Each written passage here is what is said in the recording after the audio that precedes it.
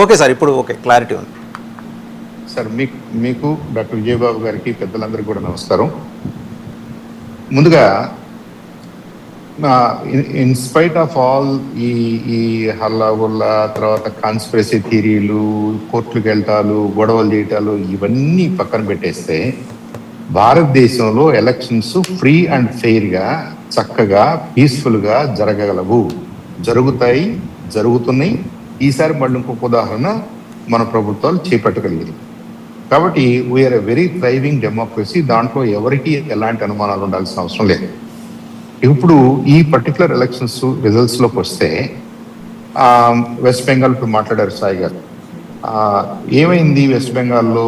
అయిన దానికి కాని దానికి విపరీతమైన హార్డ్ లైనర్గా, హార్ష్గా మాట్లాడటం దీదీకి ఒక లక్షణంగా మారింది. దానికి క్వైట్ ఆపోజిట్గా మీరు ఇప్పుడు ప్లే చేసినటువంటి బయట నరేంద్ర మోడీ గారు, ఆనరబుల్ ప్రైమ్ మినిస్టర్ గారు, వీళ్ళిద్దరిని చూస్తే మనకి ఏమర్థమవుతుందంటే గ్రేట్ లీడర్షిప్ అనేది హ్యూమిలిటీతో పాటు వస్తుంది. హ్యూమిలిటీ ఉండాలి. గెలవటం, ఓడిపోవటం అనేది కాదు. అక్కడ గెలిచినా ఓడిపోయినా కానీ హ్యూమిలిటీని ప్రదర్శించగలిగినటువంటి నైపుణ్యం, ఆ మనసు ఉంటేనే వాళ్ళు గ్రేట్ లీడర్స్గా ఇవాల్వ్ కాగలరు. మనం ఎక్కడో ఉన్నాం, ఆంధ్రప్రదేశ్లో ఉన్నాం. వెస్ట్ బెంగాల్ ఏ వార్త చూసినా, ఎప్పుడు చూసినా, ఎలాంటి సందర్భమైనా సరే దీదీ గారు అన్రీజనబుల్లీ హార్ష్గా, హార్డ్ లైనర్గా కనిపిస్తుంది. మరి ముఖ్యంగా అదేమన్నా దేశ భద్రతకి, దేశానికి సంబంధించిన పౌరులందరికీ, లేదా దేశంలో ఉన్న మెజారిటీ హిందువులకి పనికొచ్చే అంశాలంటే కాదు. They are quite opposite. అంటే ఎక్కడికి వెళ్తుందామే? ఇది అర్థం చేసుకోవడానికి కొంత టైం పెట్టుండొచ్చు. అందరికంటే చైతన్యవంతులైన వెస్ట్ బెంగాల్లో వాళ్ళు కూడా సహనం కోల్పోయి వాళ్ళు మార్పు కోరుకున్నారు. కమ్యూనిస్ట్ పార్టీ కాదనుకుని టీఎంసీకి వస్తే, టీఎంసీలో కూడా గత 3 సందర్భాల్లో, 3 టర్మ్స్ లో కూడా ఇవి increasingly she standing against people అనేది మనకు అర్థమవుతుంది. ఇంక్రీజింగ్లీ అగెన్స్ట్ మెజారిటీ సెంటిమెంట్ అని కూడా మనకు కనిపిస్తుంది. పండుగల విషయంలో కానివ్వండి, లేదంటే ఇమిగ్రెంట్స్ విషయంలో కానివ్వండి, ఎస్ఐఆర్ విషయంలో కానివ్వండి, లేదు ఆమె సుప్రీంకోర్టుకి వెళ్ళి ఏదో పోరాటం చేసేసి సుప్రీంకోర్టులో కూడా పోరాటాలు చేసే అంత నారీ శక్తి నేనే అని చూపించుకోవడం, ఇవన్నీ కూడా ఏంటంటే అగ్రెసివ్గా ఉండటంలో తప్పులేదు, మొండిగా ఉండటంలో తప్పులేదు. కానీ మెజారిటీ పీపుల్ సెంటిమెంట్స్కి, అభిప్రాయాలకి, ఆలోచనలకి మీరు వ్యతిరేకంగా మాట్లాడుతున్నప్పుడు ఆబ్వియస్లీ టైడ్ విల్ టర్న్. ఆమెకి వాళ్ళు అదే జరిగింది. 3 సార్లు సీఎం అయినంత మాత్రాన యాంటీ ఇంక్యుబెన్సీ అనే కంటే యాంటీ ఇంక్యుబెన్సీకి కూడా ప్రధానమైన కారణాలు వెస్ట్ బెంగాల్లో క్లియర్గా కనిపిస్తున్నాయి.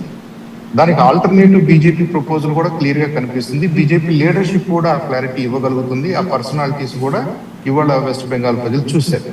కాబట్టి అంత గణనీయమైన మార్పు వెస్ట్ బెంగాల్లో రావడానికి నా ఉద్దేశం మమతా బెనర్జీ గారు, టీఎంసీ లీడర్షిప్, వాళ్ళ దూకుడు, ద్వంద్వ వైఖరి విధానాలు అని నేను అనుకుంటున్నాను.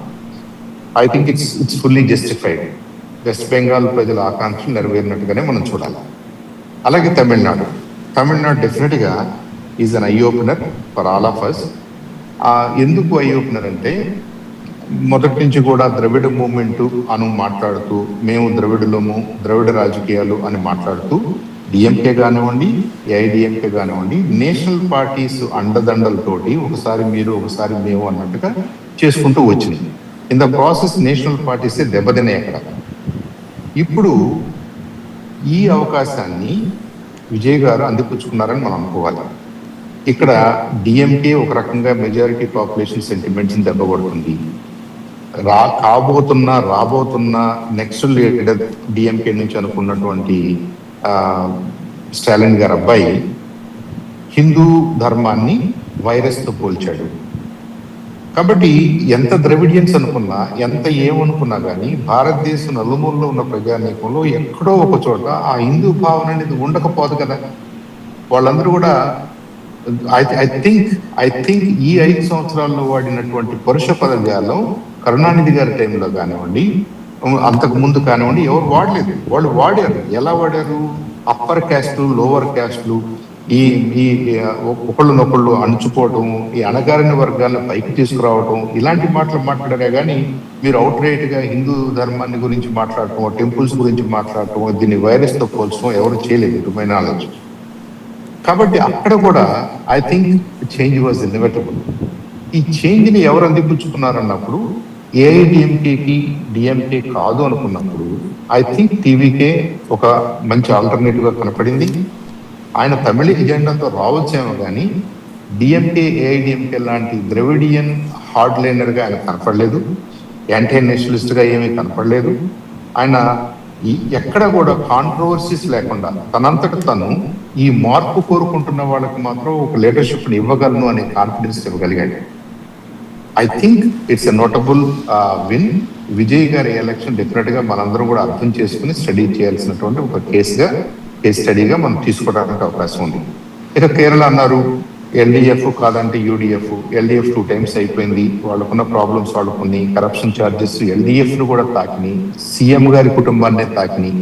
కాబట్టి కేరళలో ఉన్న ఓటర్స్ కూడా చాలా చైతన్యవంతులు, యూడిఎఫ్ అవకాశం ఇవ్వాలనుకున్నారు, ఇచ్చారు. That's also fine, expected. Assam is also expected. అస్సాంలో కూడా మంచిగానే జరుగుతుంది కాబట్టి 2 times అయిపోయినప్పటికీ 3rd time కూడా హ్యాట్రిక్ సాధించగలిగింది బీజేపీ ఎన్డీఏ కూటమి. Puducherry as expected. సో మనం కొద్దిగా అటు ఇటుగా ఆలోచిస్తున్నారేమో అనుకున్న వాళ్ళకి west Bengal is a shocker, Tamil Nadu is a shocker. తమిళనాడులో మార్పు కోరుకుంటున్నారు తెలుసు కానీ టీవీకి ఇంతగా ఎలైన్ అవుతారా, టీవీకి ఇంతగా నమ్ముతారా, విజయ్కి ఇంత అవకాశం ఇస్తారా అనేది చాలా మందికి surprising. But it's a good thing they కదా, that's the strength of democracy. మనం ప్రజల అభిప్రాయాన్ని గౌరవించుకుంటూ ఎవరు ఎలాంటి వర్డిక్ట్ ఇస్తారో ఆ వర్డిక్ట్ ని ఎందుకు ఇచ్చారో అర్థం చేసుకుని నెక్స్ట్ టైం అలాంటి కరెక్షన్స్ చేసుకోవాలి, తప్పదు. అన్ని పార్టీలు చేసుకోవాలి, including NDA partners, including other parties. కాబట్టి నాకు ఎలా అర్థమవుతుందంటే ఇవాళ బీజేపీ కంట్రీ వైడ్ గా ఒక పాజిటివ్ వేవ్ లో ఎలక్షన్స్ చేసుకోగలగడానికి, గెలవడానికి, లేదా వాళ్ళు గెలవలేకపోయినా కేరళ లాంటి ప్లేసెస్ లో ఆనరబుల్ గా ఎలక్షన్స్ లో పార్టిసిపేట్ చేసి లీడర్షిప్ విత్ హ్యూమిలిటీ ప్రదర్శిస్తూ నేషన్ ని కాపాడగలిగిన శక్తిగా పెరిగింది. కాబట్టి జాతీయత మనము అనే భావాన్ని, ఆ భావానికి ఒక రెస్పెక్ట్ ని గ్లోబల్లీ తీసుకురాగలిగింది. కాబట్టి డెఫినెట్లీ బీజేపీ లెడ్ ఎన్డీఏని ప్రజలు